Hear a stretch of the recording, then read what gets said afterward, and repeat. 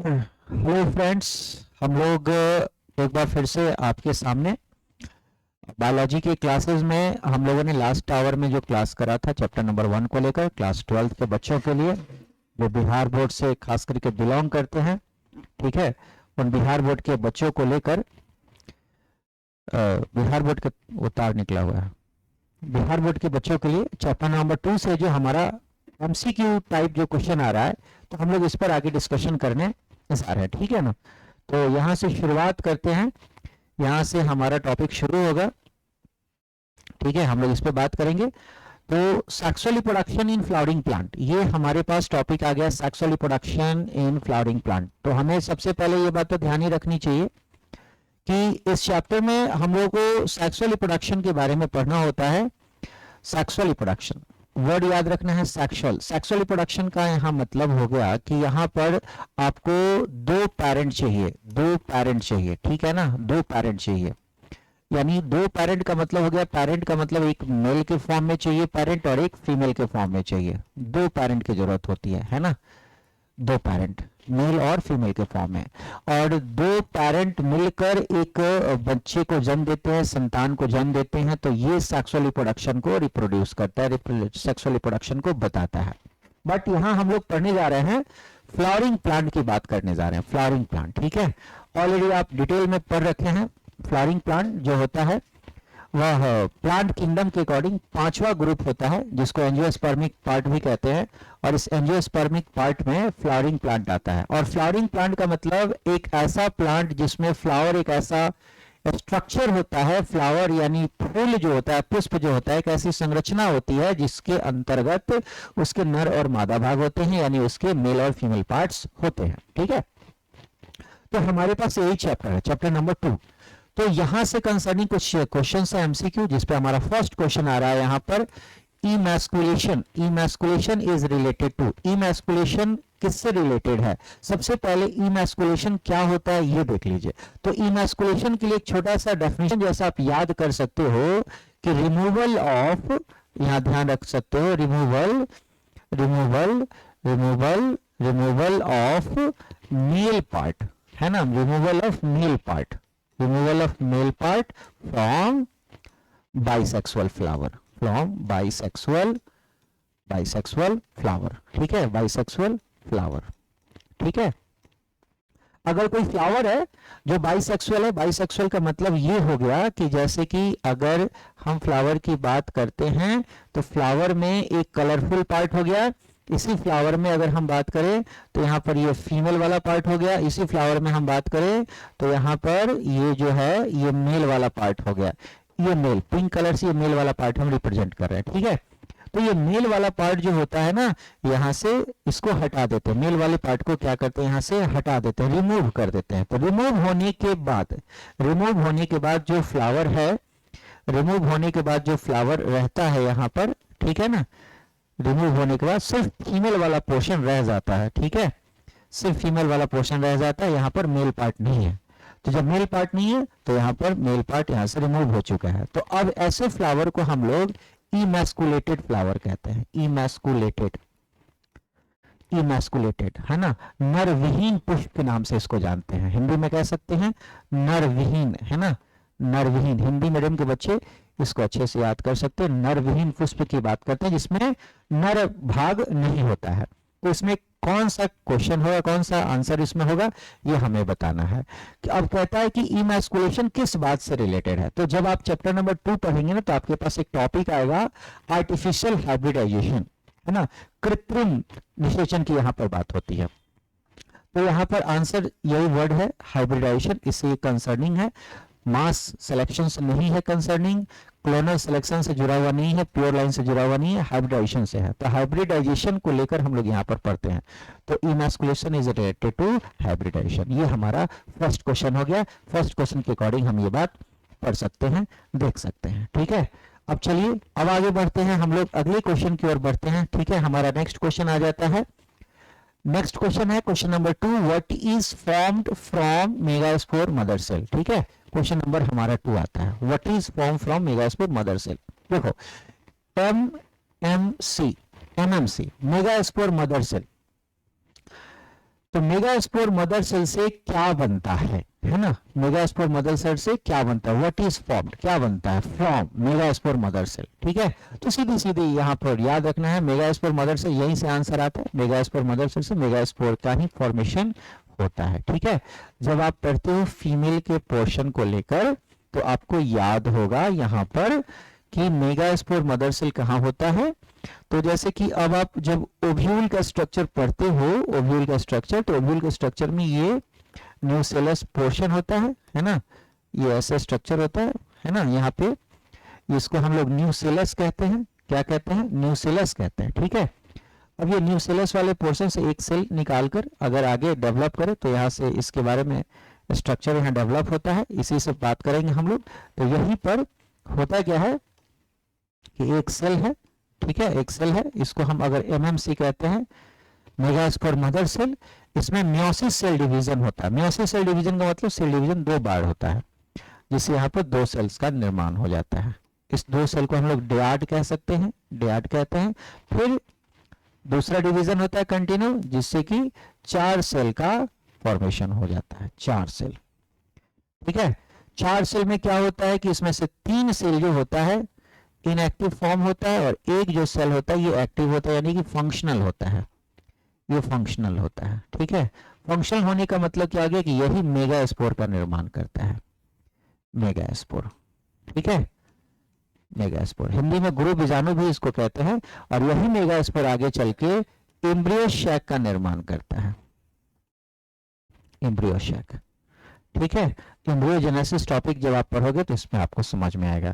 तो आंसर हो जाएगा यहाँ पर मेगास्पोर। एमएमसी से क्या बनता है, तो मेगास्पोर का फॉर्मेशन होता है, यही है वो मेगास्पोर। ठीक है, चलिए, तो ये हमारा क्वेश्चन नंबर 2 था। अब हम लोग आते हैं क्वेश्चन नंबर 3 पर। ठीक है, क्वेश्चन नंबर 3 पर आते हैं। क्वेश्चन नंबर 3 क्या कहता है, क्वेश्चन नंबर 3 कहता है भाई फंक्शन ऑफ टैपेटम क्या है ना, टैपेटम का फंक्शन यहाँ पे क्या है। तो देखो भाई टैपेटम है कहाँ, सबसे पहला बात कि टैपेटम होता क्या है। तो जैसे कि आप मेल के बारे में पढ़ते हो तो आप स्टेमन पढ़ते हो, दिस इज कॉल्ड स्टेमन। स्टेमन में ये वाला भाग कहलाता है, ये वाला भाग कहलाता है फिलामेंट। फिलामेंट, फिलामेंट को हिंदी में कहते हैं तंतु, है ना, और ये वाला भाग कहलाता है एंथर, और एंथर को कहते हैं परागकोश। ठीक है, परागकोश कहते हैं।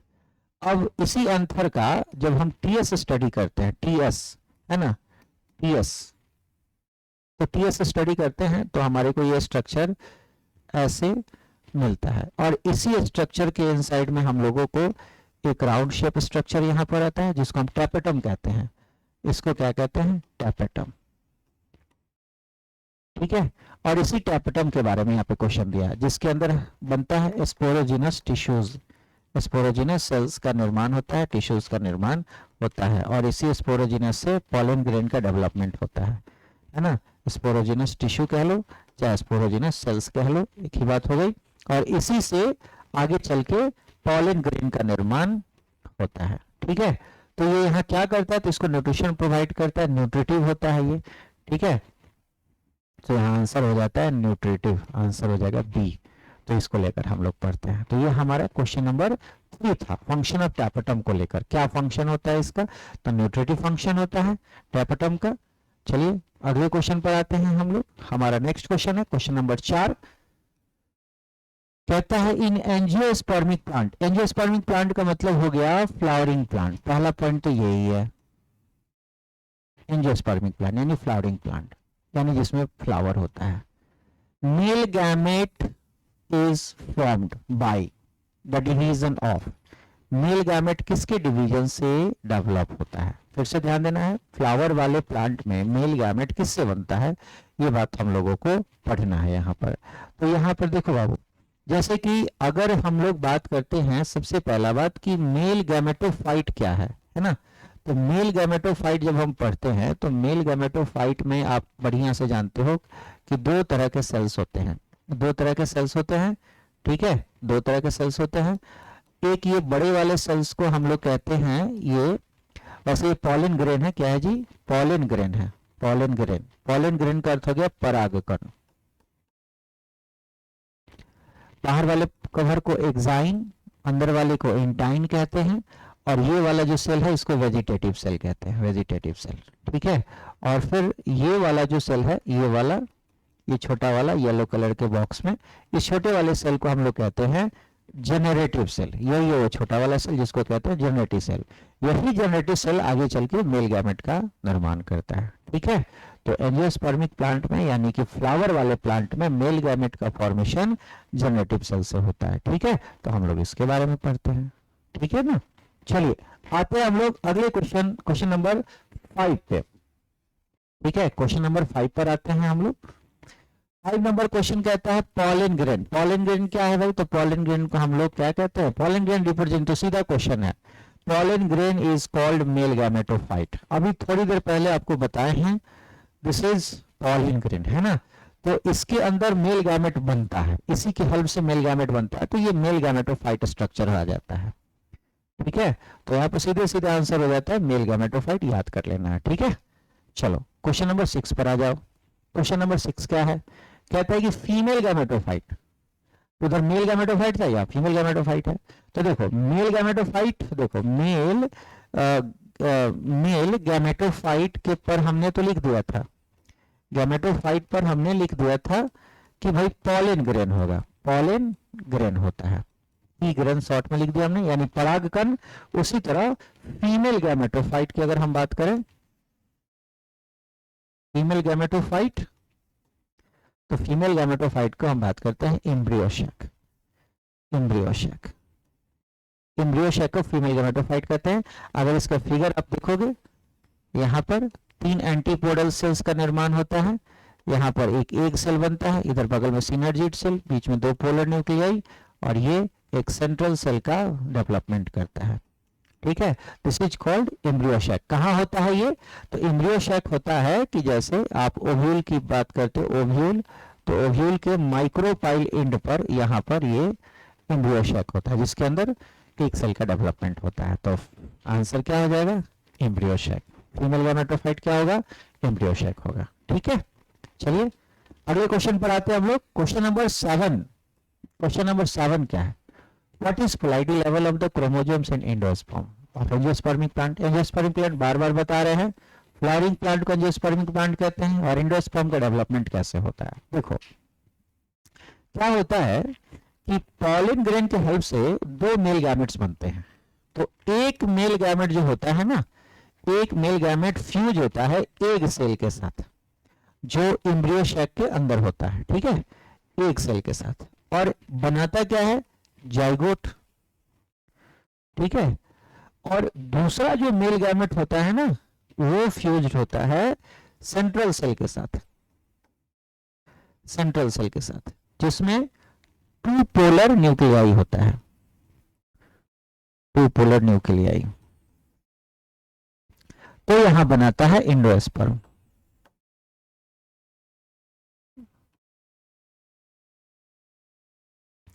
अब यहां देखना है, समझना है, ठीक है। मेल गैमेट में एक ही गैमेट, एक ही एन, यहाँ पे एन, दोनों गैमेट है तो हैप्लॉइड हैप्लॉइड होगा, क्योंकि गैमेट्स में हैप्लॉइड नंबर होता है, आधा नंबर होता है गुणसूत्र का, क्रोमोसोम का, तो जाइगोट में यहाँ हो जाता है 2n। फिर वैसे ही यहाँ पर भी n है, यहाँ पर भी n प्लस n है, 2 पोलर न्यूक्लियाई का 2n हो गया, तो दोनों तीनों n को जोड़ोगे 3n हो जाता है, ठीक है। तो पूछता आंसर में क्या होगा, इसमें से कौन सा है? तो देखने से ही लग रहा है ये वाला आंसर होगा, सी नंबर 3n, ठीक है। तो ये क्रोमोसोम का नंबर हो गया, पोलैरिटी नंबर क्या होगा? 3n हो जाएगा। तो ये क्वेश्चन नंबर हमारा 7 था, ठीक है। अब 7 नंबर क्वेश्चन से आगे हम लोग आते हैं, हमारा नेक्स्ट टॉपिक आ जाता है यहाँ पर क्वेश्चन नंबर 8 पर आइए। Gynoecium is made up of, gynoecium आप तो जानते हो फीमेल पार्ट होता है, फ्लावर का फीमेल पार्ट हो जाता है। स्ट्रक्चर आप ऑलरेडी आप देख रखे हो, पढ़े हो, ठीक है।